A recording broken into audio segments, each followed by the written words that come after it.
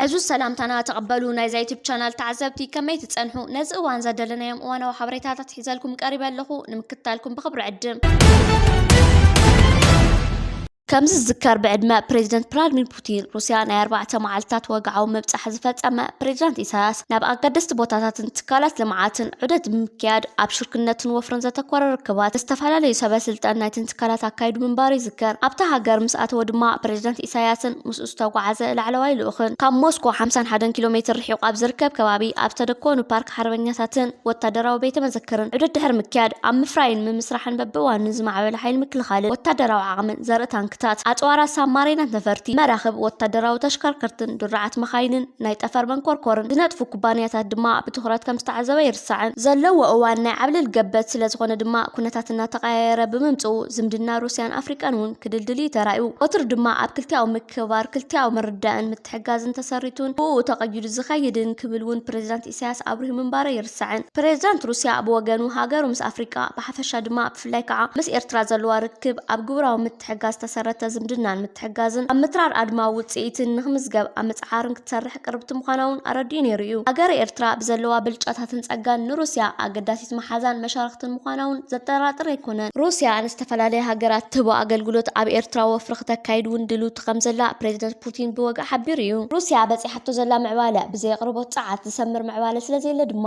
እቲ ትካል ኣብ ኤርትራ ትገብር ኣብ ዝሕሰብ ዘሎ መደባት ልምዓት ብብኽሪ ስልጠናን ወፍርን ክተሳትፍ እቲ መንገዲ ርሑቕ ከም ዝኾነ ብምርግጋጽ ዕድመ ከቕርቢ ተራእዩ ነይሩ ፕሬዝዳንታት ኤርትራን ሩስያን ኣብ ቤተ መንግስቲ ክሬምሊን ተራኺቦም ኣብ ዝተዘራረብሉ ኣጋጣሚ ሃገራቶም ንዓብላሊ ፖሊስታት ምዕራብን ኣብ ላዕላውነት ሃገራትን ጣልቃ ምእታውን ከም ዝቃወማ እውን ብድፍረት ክገልጹ ተራእዮም እዮም ሃገረ ሩስያ ዳግማዊ ምትእትታው ኣብ ውሽጣዊ ጉዳያት ሃገራትን አንጻር ኤርትራ ንዝሓልፉ በይናዊ እገዳታትን ከም ዘይትድግፍ ፕሬዝዳንት ፑቲን ንፕሬዝዳንት ኢሳያስ ኣብ ትርክብ ብምግላጽ ከዓ ሩስያ ወትሩ ኣብ ጎኒ ኤርትራ ከም ዘላ ሓቢሩ እዩ ንሱ ወሲኹ ሃገሩ ኣብ መዳይ ምሕደራ ምስ ኤርትራ ተመክሮ ክትለዋወጥ ምዃና ድሕሪ ምግላጽ ክልቲአን ሃገራት ምትሕጋዘን ብምድንፋዕ በይናዊ ውሳነታትን ዓመፅ ኣብ ምቕላስን ረብሓታትን ረብሓ ኣብ ምምዕባል ዝርከባ ሃገራትን ኣብ ምሕላው ብሓባር ክሰርሓ ቃልኣትዩ ነይሩ እቲ ኣብ ዓለምና ዓብላሊ እንኮ ቀፅራዊ ዓለማዊ ስርዓት ኮይኑ ዝጸንሐ ስራሕ ምዕራባውያን ሃገራት ናብ ሓደጋን ዕንወትን መርሓ ከም ዘሎ ብወግዕ ዝገለጸ ፕሬዝዳንት ኢሳያስ ገበቲ ሓይልታት ዝፈጥርዎ ዘለዉ ዕንወት ብምጥቃስ ስልጡንን ዓለማዊ ስርዓት ክኸውን ሩስያ ምስ ደለይቲ ሰላምን ፍትሕን ሓሳብ ተሓባቢራ ግቡእ ተራእይ ክትፃወት ኣዘኻኺር እዩ ኣብዚ ቀላቀል ዘሎ ዓለማዊ ስርዓት ከዓ ኣህጉራዊ ማሕበረሰብ ሩስያ ኣብዚ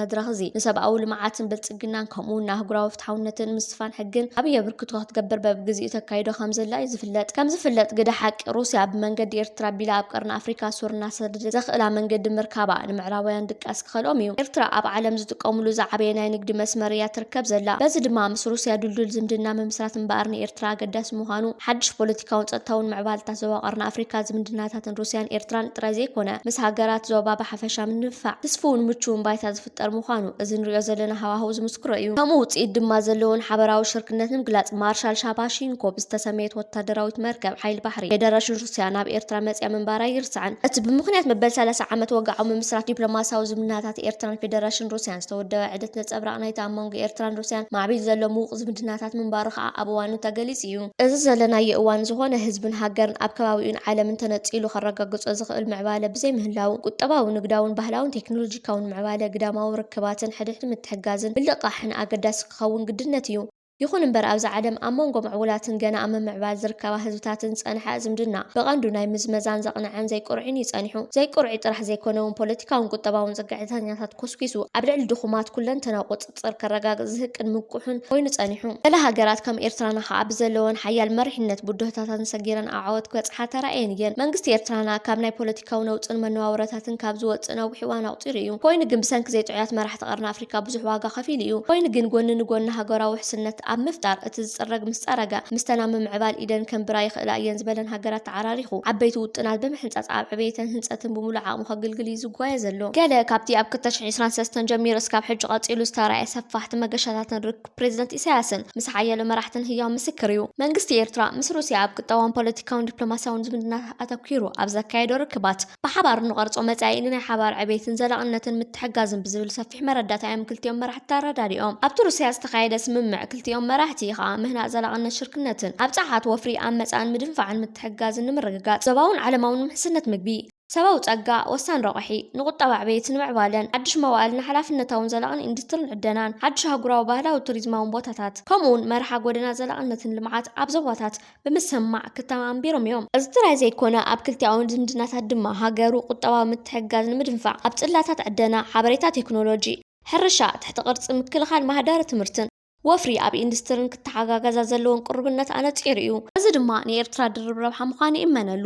ዝምድና ሽርክነታውን ምትሕጋዝን ኣፍሪካን ሩስያን ንምድልዳል ናብቲ ዝድለ ደረጃ ንምምዕባል ንጹል ስትራቴጂ ናይ ትግባር ሜላታትን ዝሓዘ ሰነድ ምድላው ምህላውን ነቲ ዕላማታት ንምስማር ድማ ጸጋታትካ ብጉቡእ ኣጎሳጒስካ ምኽታት ኣገዳሲ ከምኡ ንጹር እዩ ፕሬዚደንት ኢሳያስ 60 ሚእታዊ ካብ ተፈጥራዊ ጸጋታት ዓለም ኣህጉር ኣፍሪካ ጸጋታታት ተጠቒማ ብጉቡእ መዝሚዛን ብልጽግናን ረህዋን ህዝብታታን ክትረጋገጽ እቲ ሕጂ ግዜ እዋን ምዃኑ ብወግዓ ንጹር እዩ ኣብዚ ተራ እትጻወት እንተሃልያ ድማ ሩስያ ብዘለዋ ክህሎትን ብዘማዕበለቶ ዓቕምታትን ኣስተዋጽኦን ክትገብር ከም ትኽእል ኣስሚሩሉ ኣሎ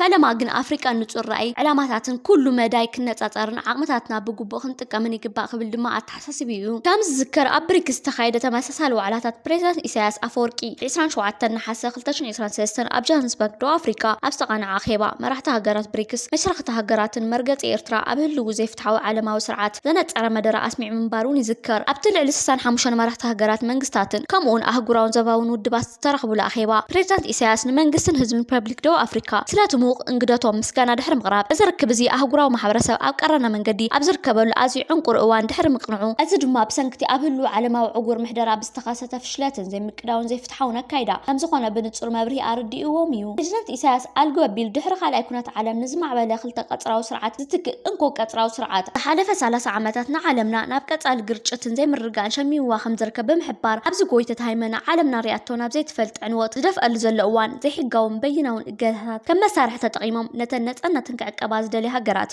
ንምዕንቃዝ ዝጥቀሙሉ ዘለዉ ምዃኑ ከብርህ ክኢል እዩ ከምዝፍለጥ ብእንኮ ቁጠባዊ ስርዓት ዓለምና ከቢዳ ድራዕ ክወርደን ጸንሐ ከም ቬንዙዌላ ኪባ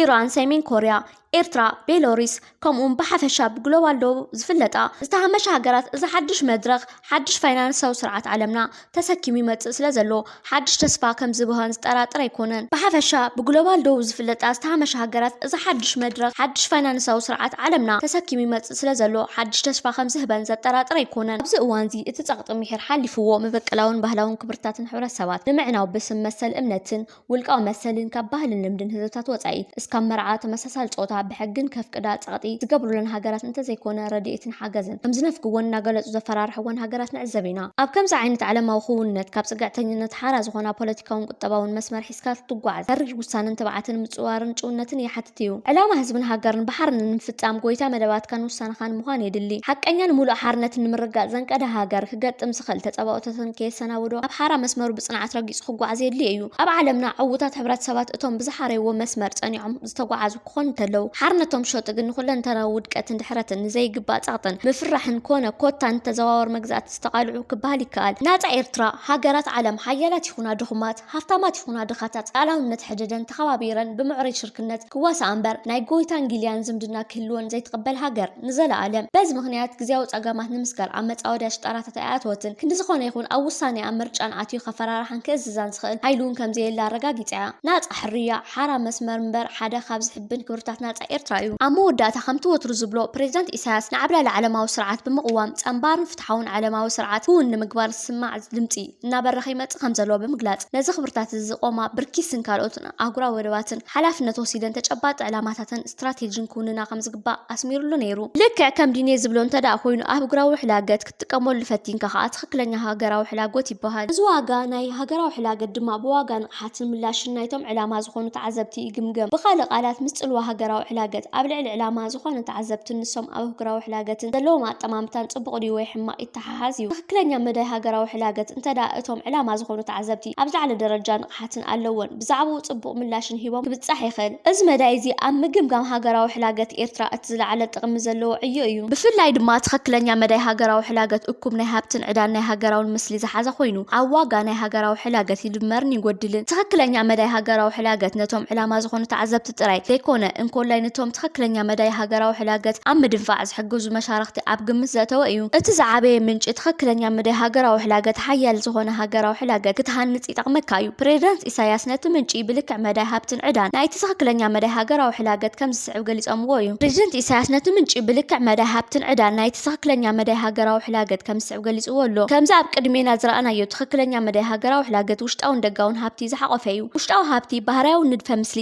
መልክዓ ምድሪ ባህልን ወይ እውን ዝተኾስኮሰ ውሽጣዊ ምዕዳግ ስነ ጥበባት ምድጋፍ ክኸውን ይኽእል እዚ ድማ ባህሊ ናይ ሃገር ሙዚቃ ፊልም ስነ ጽሑፍ ኢደ ጥበብ ቋንቋ ስፖርት ምግቢ መስተ ዘጠቃለለ እዩ ባህሊ ከም መግለጽ መንነት ሃገር ኮይኑ ሃገር ብኸመይ ከም ትግለጽን ኣብ ውጥን ሃገራዊ ሕላገት ተኣትዩ ዝሓቆፈ ዕማም እዩ ብዚ መዳይ እዚ መስርሕ ናይ ሃገር ፖለቲካዊ ስርዓተ መንግስቲ ወይ ወታደራዊ ትርኢት ዝተሓሓዘ ኮይኑ ኣልታውን ኣጠማምታ መዝ ተጣመረ ኣዎንታዊ ኣጠማምታ ተተኪኡ ሓደ ዓይነት ናይ ሃገር ዘመናዊ ባህሊ ከስተኻኽል ዝድለ ስርዓት እዩ ውሽጣዊ ሃብቲ ብሃገራዊ መንነት ዝቆመ ባእታታት ኮይኖም ኣብ ምዕባል ትክክለኛ መዳይ ዕዙዝ ተራ ድማ ይፃወቱ እዞም መስርሓት ክልተ ነገራት ተሓቆፍ እዮም ንሳቶም ከዓ ባህርያውን ልማዳውን ምስ ግዜ ዝምዕብል ርእሰ ማል ይበሃሉ ውሽጣዊ ዕቤት ክበሃል እንከሎ ኣብ መንጎ ሃገራት ሕላገትን ክውንነትን ዝፍጠር ክፍተታት ንትክክለኛ መዳይ ናይ ሃገራዊ ሕላገት መንታን ከየዳኽም ምንፅብራቕ ናይ ክልቲኦም መዳያት ብቐጻሊ የድሊ ከም ውፅኢቱ ዜጋታት ኣብ ምድንፋዕ ሃገራዊ ሕላገት እጃሞም ዘበርክትሉ ጻዕርታትን ካይድን ማለት መሻርክትን ምግባር ንሃገራዊ ሕላገት ብግቡእ ክፈልጡ ወይ ግባእ ምክንያቱ ሃገራዊ ሕላገት ኩሉ ግዜ ንክልተ ተዓዘብቲ ዕላማ ዝገብር እዩ ሓደ ናይ ወጻእተኛ ተዓዛቢ ኾን ከሎ እቲ ሓደ ድማ ውሽጣዊ ወይ ዘቤታዊ ተዓዛቢ እዩ